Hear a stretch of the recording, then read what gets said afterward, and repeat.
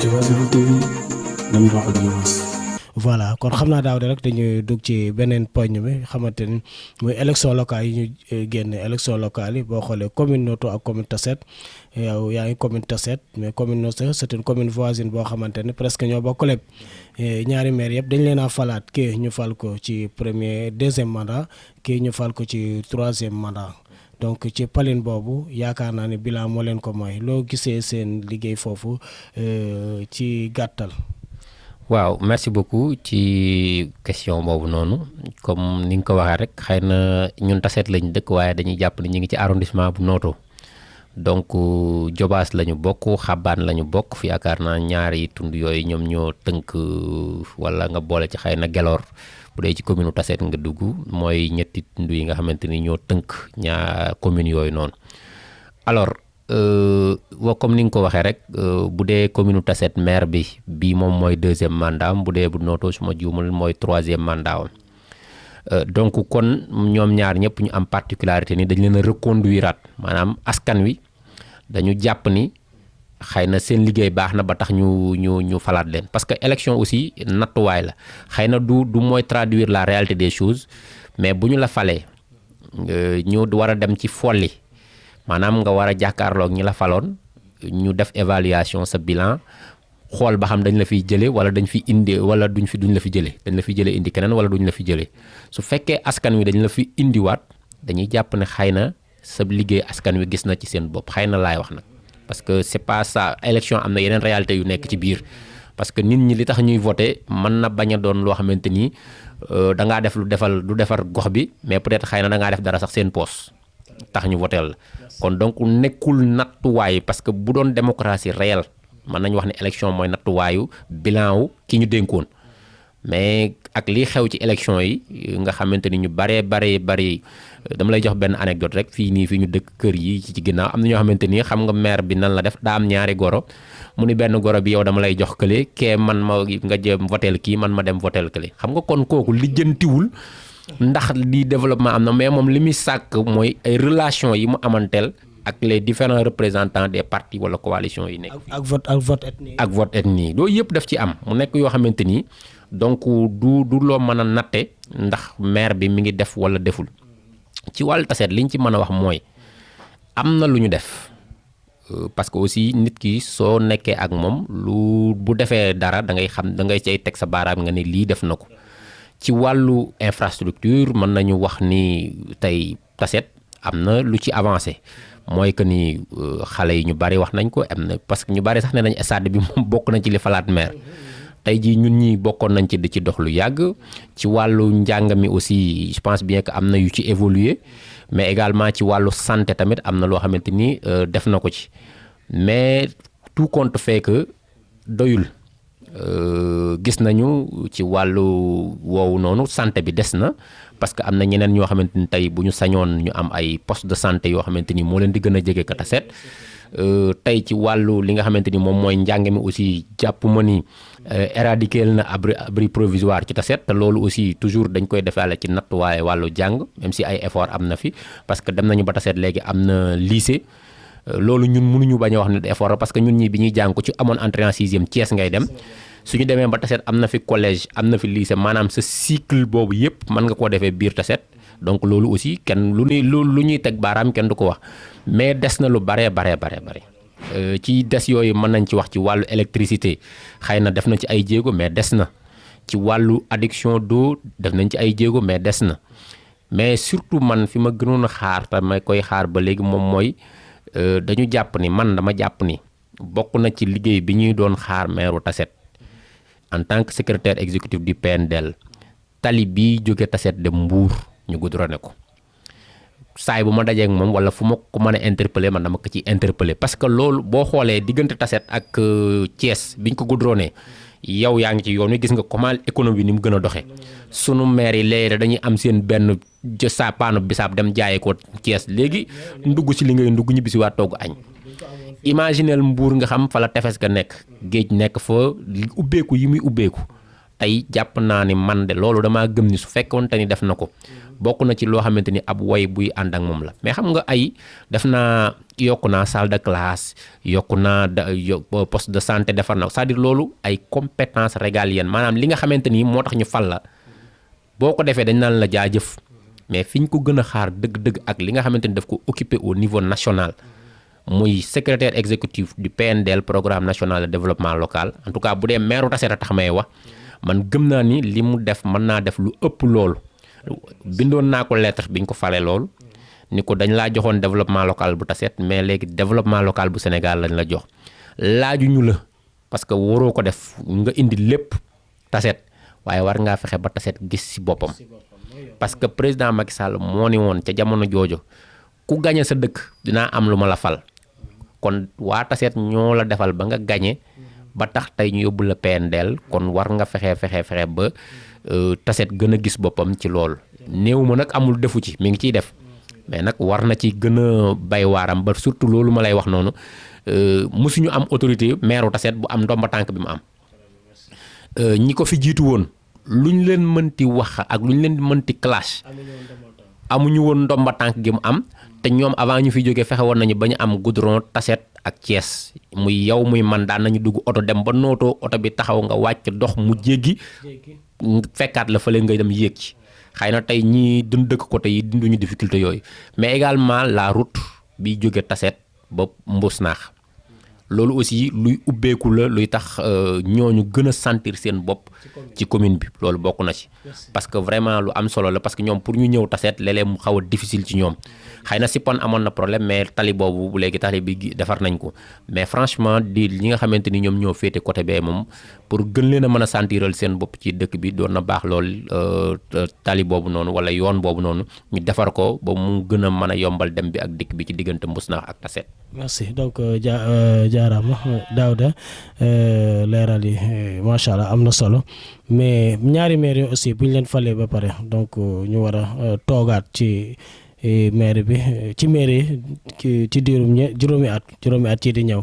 def nañu donc cérémonie installation yi donc maire de la commune de Tassette ak bu Noto yëpp def nañ leen mais dafa am leneen loo xamante ni ñu ngi koy rumalaat muy la parité boobu sax boo gisee ni ñenn ñu ngi naan respecté wuñ ko que ce soit Tassette ak Noto parité boobu xamante ni sous-préfet chaque fois avant muy joxe kàddu bi da koy rappelewaat ñi nga xamante ni ñoom ñooy maire yi loolu lan la ci yoon wax. waaw merci beaucoup laaj bu am solo ngi noonu ndax xam naa ni nga koy déggee ñun aussi noonu lañ ñu ci interpellé jamono yi yëpp yaakaar naa aussi dafa nekk débat ci Sénégal muy bi ñuy fal gannaaw bi ñu falee ba pare ñi nga xamante ni ñoom ñooy maire yi ñu waroon a fal ñi nga xamante ni ñoom ñooy les adjoints au maire comme ni ko loi bi santaane comme ni nga ko waxee it gis nañu communes yu bari respecté wuñu li nga xamante ni moom la loi sur la parité wax dañuy fàttali ni rek xam nga avant élection yi maire doonuñu ko woon fal ñun askan wi maanaam ñun ay conseillers lañ doon fal ñoom ci seen biir ñoo doon daje après ñu fal ki nga xamante ni moom mooy maire loolu Sénégal di ci dox ay jéego ñu ci nit ñi di ci ñaaxtu société civile yeneen parti yi nekk opposition askan wi di ci wax parce que askan dañu dem ba ne ñun ñoo bëgg a falal suñu bopp suñu maire mais pas ay yeneen nit di tax di fal koo xamante ni ñoom ñoo ko fal mais faluñu ko yaakaar naa état bi jëf ci jéego ba finalement léegi en tout cas ci communes yi tête de liste majoritaire bi moom mooy devenir le maire automate d'office bu fekkente ni listam moom moo gagné donc loolu mu nekk jéego bu am solo parce que bu boobaa en tout cas ci ñi voté ñi moom moo ci ëppale mën nañ ko relativiser nag parce que léeg-léeg nga gis foo xamante ni maanaam ñawate ci opposition ba ñawate contre ñoo ëpp mais terewul moo gagné ça c'est également la controverse de l'élection au suffrage universel direct tey par exemple boo jëlee Tassette mën nañ ne maire Tassette au moins mën nañ ko jàppal ni xëy na am na légitimité parce que am na 56% ci ñi voté c'est pas le cas du maire de Noto amul 50% maanaam tey bu doon élection présidentielle la day dem deuxième tour je sais pas si comprendre nga li ma wax donc peut-être bu dee maire Tassette du dem deuxième tour parce que am na plus de 50% li dal maire Noto dal na maire yu bari yoo xamante ni tey jii bu fekkoonte ni élection yu am deuxième tour la ñoom du ñu jàll premier tour loolu aussi moom mooy controverse li nga xamante ni moom mooy suffrage universel maanaam li ëpp ci askan wi voté luñ ko mais loolu aussi maire yi dinañ ko xam. mais justement li ëpp ci askan wi voté luñ ko dañoo voté contre moom mais par nu mu tuddati opposition bi li fait que mu bari ay parti yu ci nekk moom moo tax ba ñoom aussi mënuñoo gagné mais tout compte fait que légalement moom moo gagné parce que moom moo ëppale ay baat ci ñi nga xamante ni ñoom la doon jonganteel mais ci wàllu waaw ak déet bu doon waaw ak déet la waa déet ji ci nootoo déet gi moo remporté ñu baree bari duñ fi nekk te li valable foofu valable na fu baree bari donc mu nekkoon loo xamante ni dañ ko doon jooytu mais loolu moom mooy revers bi en tout cas li ci am solo mooy génn nañ ci élection yi ñi nga xamante ni ñoom ñooy maire yi ñu war a fal nañ leen ci ñi nga xamante ni noonu la koy yoon santaane à part quelques yi nga xamante ni am na ay recours yu ñuy xaar bu ñu jëlee Tassette ak Noto amul recours en tout cas ci falinu maire yi kon jàpp nañ ni maire Noto fal nañ ko jàpp nañ ni maire Tassette fal nañ ko loolu moo waral li ko yoon santé le représentant de l'État normalement fukki fan ak juróom gën gaa néew bu résultat définitif yi génnee ki nga xamante ni moom mooy représentant de l'État dafa war a def installation ki ñi nga xamante ni ñoom la ñuy fal ak muy les nouveaux maires élus léegi ñu gis ni ci Tassette ak ci Noto représentant de l'État su ma jumul yaakaar naa le 9 la woon Tassette su ma jumul le 10 Noto je pense je sais plus j'ai plus les dates mais en tout cas dans tous les cas fal nañu leen ñoom installé nañu leen ñoom ñaar ñëpp et comme ni nga ko waxee ci installation bi dañu gis ni maire Tassette góor la maire Noto góor la Sénégal daa jël ab loi je pense si je ne me trompe pas en 2010 ou 2011 ñu koy wax loi sur la parité je pense loi bi c'est 2010 décret bi c'est 2011 alors loi boobu dafa wax ni ci bépp instance élective wala totalement élective wala partiellement élective li nga xamante ni moom mooy parité dañ ko ci war a appliquer mu ni décret bi nga xamante ni moom mooy ñëw ci loi boobu noonu dina préciser yan structure ñoo ci bokk boo demee ci article premier wu décret ba dafa lim boole ci li nga xamante ni moom mooy conseil municipal ak bureau municipal ak commission yi maanaam kon li nga xamante ni mooy parité dafa war a appliquer wu ci conseil municipal bi dafa war a appliquer wu ci bureau municipal bi dafa war a appliquer wu ci commission yi nga xamante ni dañ leen di fal loi bi moom mooy wax ak décret du samay wax voilà donc loi bi mu waxee loolu parité dañ koy leeral tuuti bokkul ak égalité parce que nit ñi dañ leen di jaawale xam nga boo nee tey par exemple bureau municipal bi ñeenti nit la ñaari góor ñaari jigéen ñenn ñi dañuy jàpp ne parité la non c'est pas la parité loolu égalité la xam nga parité mooy lan bu dee góor a jiitu jigéen a cay topp góor toppaat ca jigéen toppaat ca góor toppaat ca bu dee jigéen a jiitu góor a cay topp jigéen topp ca góor toppaat ca jigéen toppaat ca. voilà bu ñu taxawee foofu boo xoolee bureau Tassette bi ñaari góor la ñaari jigéen boo xoolee maire ak adjoint bi ak ñaari adjoint kon foofu ñu bari dañuy jaawatle foofu parité la te foofu égalité la. non non boo xoolee ni ñu ko tabbe du parité égalité moo fa nekk. égalité moo fa nekk égalité mooy lan ñaari góor ñaari jigéen c'est différent de la parité. parité nekkul ci au-delà nombre xëy na bokk na ci parce que nombre bi mooy tax nga xam calculer ba xam c'est paritaire ou pas mais rang maanaam disposer ni ñu toppantee voilà le terme ni ñu toppantee loolu moom parité ci loolu la viser maanaam bu dee jigéen a jiitu góor a cay topp bu dee góor a jiitu jigéen a cay topp ainsi de suite loolu moom mooy parité ñu gis ni Tassette tout comme Noto ça ne s'est pas passé comme ça du noonu lañ ko defee ndax boo xoolee Tassette maire bi góor a jiitu normalement bu ñu appliquer la loi sur la parité jigéen moo ca war a topp góor toppaat ca jigéen toppaat ca mu nekk ñeent mu jeex mais demewul noonu Noto aussi c'est la même chose demewul noonu góor a jiitu góor toppaat sa jigéen topp ca ainsi de suite. mais daal léegi ñu taxaw côté Noto boo xoolee góor moo jiitu muy le maire Alioune Sarr Modou Sène adjoint au maire jigéen topp ci ñu continuer léegi ñu bari dañoo yaakaar ne parité bi à partir ci premier adjoint bi la commencé dem maire bokku ci parce que am ñu bari ñoo xam loolu lañ doon défendre Noto boo déggee ci seen bind yi maanaam premier adjoint bi góor la deuxième adjoint jigéen troisième adjoint góor quatrième adjoint jigéen cinquième adjoint góor est-ce que loolu mooy réalité bi. xam nga loi bi neewul ay adjoint ci bureau municipal bi loi bi def ni bureau municipal bi ci la bokk bureau municipal bi maire ci la bokk et d'ailleurs c'est lui le bu doon président ñu ne mooy président au bureau municipal bi bu doon coordonnateur ñu ne mooy coordonnateur bureau municipal bi donc maire ci bureau municipal bi la bokk dès lors que ci la bokk te mooy ki nu njëkk a fal xam nga élection yi nii ay élection nu mu tuddi sax adjoint au maire yooyu noonu continuité la rek ca bële donc fal nañu maire bureau municipal la ñu wax maire moo jiitu ci bureau municipal ki ci topp jigéen la war a doon bu dee maire bi góor la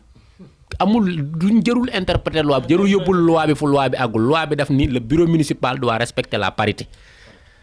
respect de la parité mooy que ni bu dee góor a jiitu te maire moom lañ njëkk a fal ka ca topp jigéen la war a doon amul interprétation là-dessus c'est pas le jour de l'élection des adjoints au maire loolu foofu l'élection boobu la ñuy wax parité non le bureau la parité doit s'appliquer dans le bureau municipal pas seulement sur l'élection du bureau mais dans le bureau municipal. Or le maire est membre du bureau municipal il est déjà élu celui qui suit ki ci topp dafa war a nekk jigéen automatiquement su ñuy wax waxu parité bu ñu wax loolu loi bi lu mu waxul encore que le représentant de l'État bi leen installé j'ai pas écouté bu nooto mais bi muy dox waa Tassette bi muy fal maire bi ñuy installé maire ba pare moom ci kàddoom moom moo jël rappeler leen les dispositions de la loi sur la parité ni leen loi sur la parité bu leen ko fàtte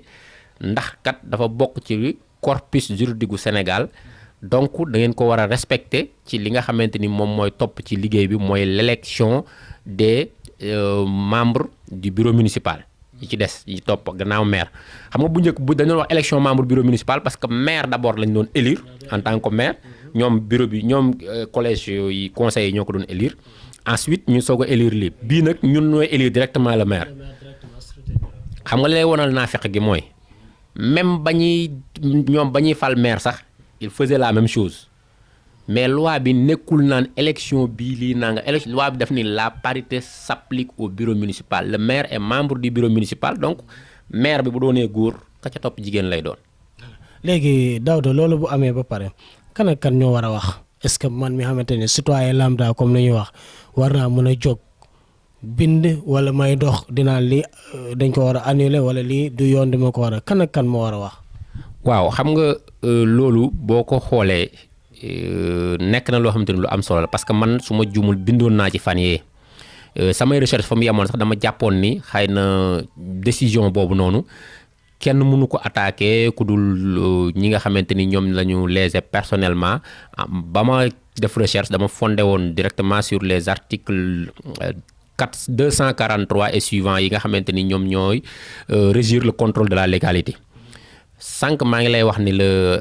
kontaan bi ma am ci conseil municipal Tassette en tout cas mooy que ni dama ci gis ay ndaw yoo xamante ni dañuy gëstu ci wàllu yoon xam nga yoon dafa yaatu ci seen texte laa jamaat ma lire ma gisaat loo xamante ni parce que jaaxaloon na ma lool citoyen bi mënul attaquer décision boobu les partis politiques mënuñu ko attaquer mais bi ma liraatee seen texte j'ai bien relu le texte et j'en profite pour les remercier les saluer également ci dynamique boobu ñu nekk te bu ñu ko bàyyi c'est pas dañoo contre ki ñu fal Tassette comme adjoint monsieur Ngor Sène man sama xarit la lu ma koy yéene lu baax rek laa koy yéene mais li ñuy défendre c'est des questions de principe c'est la loi mu nekk moom man su ma nekkoon ci dans la même situation gëm naa ni tey jii moom si boppam mën na ci wax keneen mën na ci wax ñun ñëpp ay mbokk lañu ñun ñëpp ay xarit lañu mais dafa am lu nga xamante ni daf ñu tënk ñun ñëpp ñu bokk te kenn si ñun waru koo jéggi mooy la loi donc nan respecter loi bi encore ma doon wax ni ñoom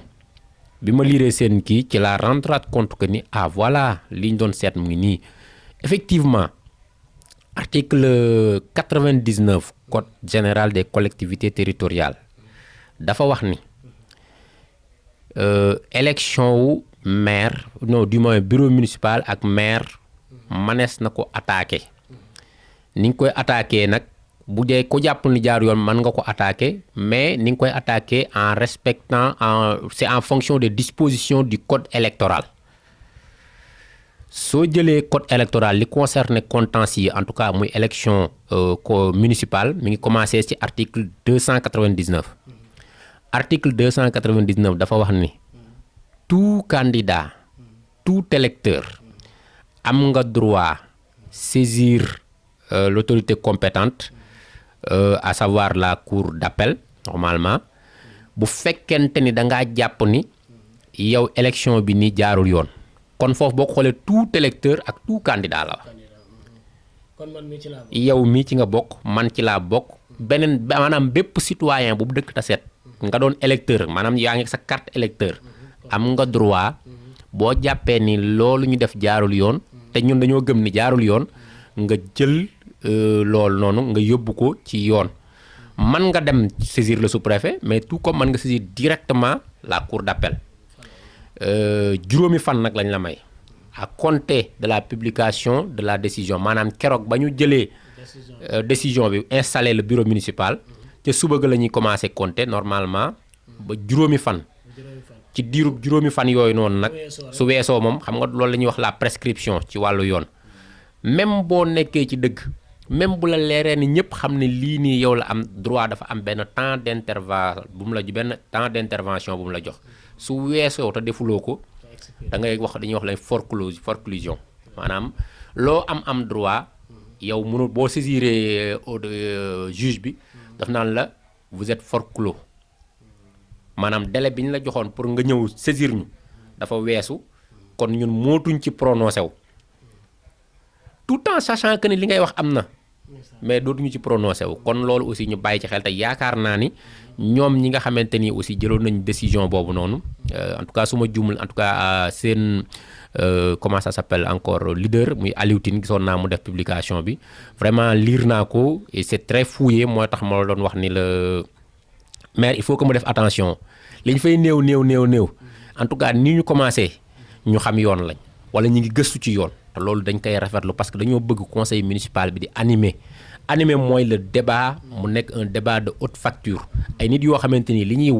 waxuñu ko pour dañoo contre maire wala waxuñu ko pour dañuy xiiroo ak ŋaayoo ak maire mais dañ koy wax ni ko même su fekkente ni yow yaay maire vous n'êtes pas au-dessus de la loi nul n'est au-dessus de la loi encore que l'autorité administrative ma nga fa woon muy le sous-préfet moom it loi bi may na ko droit ci contrôle de légalité am su jàppee ni lii nga xamante ni ñoom moom la ñu def méngoowul ak yoon te comme moom moo leen rappelé woon loi bi yaakaar naa bu ñu ko defee te méngoowul ak yoon il est de son devoir moom bu ñu ko joxee le PV mu saisir ki nga xamante ni moom mooy la cour d'appel pour non respect de la loi sur la parité aussi bien à Noto à Tassette et c'est la même chose est valable pour toutes les collectivités locales yi nga xamante ni respecté wuñu la loi sur la parité loolu daal vraiment nekkoon na loo xamante ni lu ñu ñaawlu la encore que li ma doon wax sànq rek du nit ñañ fa fal du ñooñu intéressé suñuy xarit lañu suñuy dëkkandoo lañu yéene nañ leen luñ fa am encore que être adjoint au maire du lu extraordinaire mais li ci am solo mooy ñu respecter la loi et ça aurait été bon et c'est vraiment dommage que dans leur premier conseil municipal les choses commencent comme ça mais dans l'autre côté ñun dañuy jàpp ne c'est un bon signe parce que ça nous permet yeneen comme ñoom ñi ngi wax ci loolu bu ëllëgee bu ñu fa naree def leneen lu méngoowul ak yoon it ñooñu dañu intervenir at j'aimerais également brosser pour le cas spécifique de Tassette aussi l'une des adjointes au maire d'après information yu ñu am ne sait pas lire ni écrire en français waaw donc loolu aussi ñoom bokk na ci seen recours loi bi dafa dàq lool parce que mënuloo nekk bureau municipal ña fa nekk ñoom ñooy décider les dossiers yi nga xamante ni moom la conseil municipal ci la war a délibérer par exemple tey bu ñu waree délibérer sur le budget ñoom ñooy préparer le budget plus le secrétaire municipal bu ñu waree def ci benn délibérer sur le foncier ñoom ñooy préparer le dossier plus le secrétaire municipal kon loi bi dafa ne ñooñu noonu dañu war a mën a bind ak lire ci li nga xamante ni mooy kàllaam ak nasaraan la langue officielle bu fekkente ni nag am na ku ca nekk koo xamante ni te kooku rek mënul loolu aussi c'est un manquement c'est un non-respect de la loi mu nekk loo muy code général des collectivités territoriales donc loolu aussi bu fekkente ni noonu la amee loolu aussi nekkul loo xamante ni lu rafet la beneen bi ci topp aussi te ñu dénoncé ko mooy le vote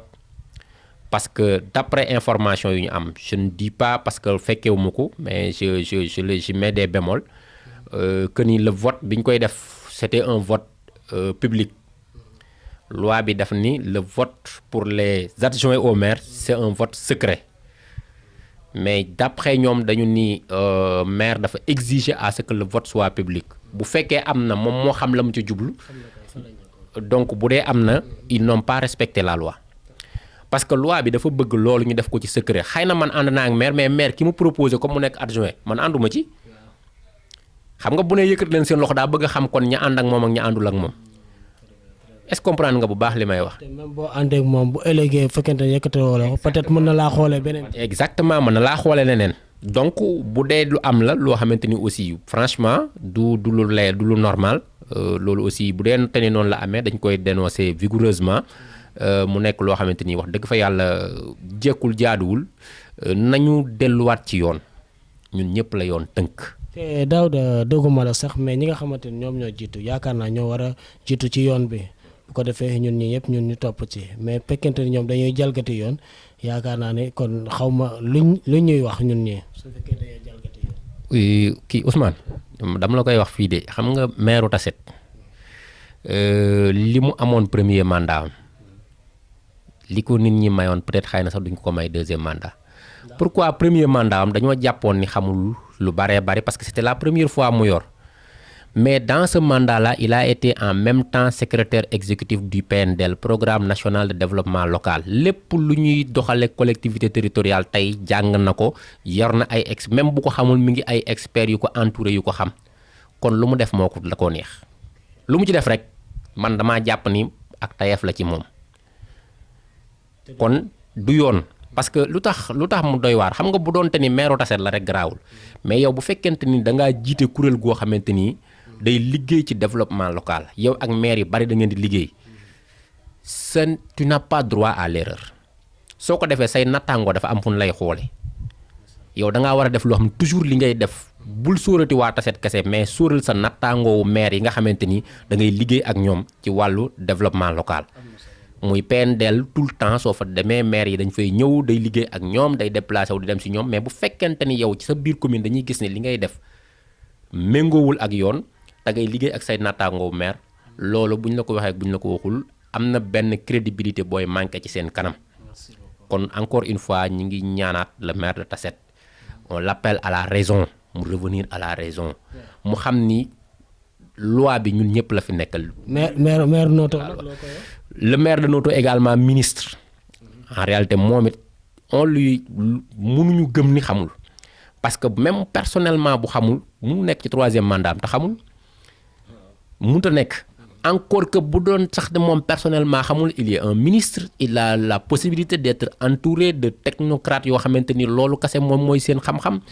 kon muy moom muy bu Noto kenn ku ci nekk ci ñoom loo ci def ci wàllu gouvernance locale lu jaarul ak yoon man damaa jàpp ne du ñàkk xam ak tayef la te tayef googu noonu nag j'en appelle à tous les citoyens que ñun ñu war a àndandoo contruñ ci kenn mais que nag duñ ci bàyyi kenn mu nekk ci loo xamante ni ak tayef la pour que liggéey bi muy def du doon loo xamante ni lu méngoo ak yoon la parce que l'histoire retiendra que loolu bi muy am fi la ñu fekk et que ñun qu'est-ce qu'on a fait par rapport à ça en tout cas ñun forum civil man de li ma ci mën ak suñuy naataangoo mooy que ni fu ñu ko war a wax dinañ ko wax parce que ñun mënuñu forcer kenn mu def dara suñu làmmeñ la ñu am mën a jooytu ak bu fekkente ne lu ñu war a mën a yóbbu ci yoon it ñu jéem a xool lu ñuy dem ak ñoom ci yoon loolu daal moom mooy suñu liggéey mais également bu dee tàggat askan wi yee askan wi aussi dinañ ci bay suñu waar ba askan wi gën a yeewu ci wàllu li nga xamante ni moom mooy gestion des collectivités territoriales. merci donc mu nekkoon Daouda Diop jiite forum civil fii ci commune de Tassette amoon ak moom waxtaan bu gàtt ginnaaw bu ñu jaalee ci élection yi nga xamante ni mooy élection locale yi au niveau national donc fii ci ñaari communes yëpp comme ni mu ko waxee ñu reconduiraat les deux maires que ce soit maire de Tassette ak maire de Noto ñu toon indi ay leeral ci ay rumeur yi nga xamante ne ou bien ay wax yi nga xamante ne am na ginnaaw buñ ñu installé ñaari maire yi donc Daouda xam naa dañ lay bàyyi rek nga tàggatoo ak suñu mbokku auditrice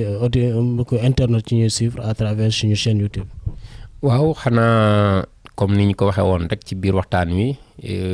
di gannaaw bi nga xamante ni ñi ngi féliciter maire yëpp ci victoire yi nga xamante ni am nañ ko. Di encourager également ñi nga xamante ni ñu ngi ci parti opposition yi parce que wuti la woon rek wuti nag moom da ngay am mbaa nga ñàkk mais boo amul it nga gën a fagaruwaat pour que bu beneen yoonee la la taxoon a ñàkk nga xool naka ngay def ba bu ëllëgee loolu doo ca delluwaat loolu vraiment on tenait à le dire aux gens qui sont dans la politique. Beneen bi ci topp mooy di le remercier ci liggéey bi. Parce que yoon bi metti na xat-xat yi bare na te bi nga ma ko waxee ma ne la waa aussi noonu nga déplacé woo nga ñëw fii jël sa temps ñu toog waxtaan wi du lenn lu dul lu jëmale suñu gox yi kanam franchement loolu aussi ñu ngi leen ciy remercier bu baax te it du sa toogaay moo tax ma wax ko j'ai constaté que ci wàllu presse zone bi mi ngi ci avancé bu baax a baax. Donc tey lépp lu nga xamante ni xew na ci suñu communes yi suñu gox yi yéen a ngi koy topp di ko relayer et vraiment di la ci remercier encore une fois di la waxaat rek comme ni ñu ko waxee woon ñu ngi xaar seen bis bu la ko sa jot maye on aura le même plateau ñu toog waxtaan ci wàllu suuf ci wàllu marché ci wàllu li nga xamante ni mooy organisation commune naka lay doxee ak ci yeneen wàllu yoo xamante ni chaque fois que vous êtes interpellé sur ça ñun ñi ngi fi loolu mën nañ ci jéem bu dul suñu domaine it dinañu la xoolal koo xamante ni xëy na wala ñu laaj ba am ci information mbaa ñu xoolal la koo xamante ni aussi xam-xamam màcc na ci wàllu woowu ba mu mën ci wax en tout cas merci beaucoup yàlla na la yàlla def li ngeen di wut ci liggéey bi suñu borom def ci lu sut seen njort di ñaan ñi nga xamante ni ñoo fi nekk encore une fois yàlla nañ fi nekk njariñu askan wi pour que liggéey bi gën a jëm kanam en tout cas dëkk bi metti na lool askan wi sonn nañu nañ leen bàyyi xel ci loolu bu baax a baax. voilà donc mu nekkoon Daouda Diop ñu ngi koy sant di ko gërëm ci disponibilité bi moom tamit comme ni nga ko waxee rek xam naa incha allah ñu ngi xool nañu amee benn émission spéciale pour loolu pour muñ noo leeral lu bëri ci doxalinu commune yi donc comme ni nga ko wax muy sa domaine muy domaine boo xamante ne aussi peut-être da nga koy jéegaane aussi incha allah dinañ ci jéem a def jéego pour population bi yëpp mën a nekk donc au courant des choses donc voilà kon ñu leen di jox ndaje rek ba benn yoon incha allah merci beaucoup. Diobass Info TV, nañ wax ak Diobass.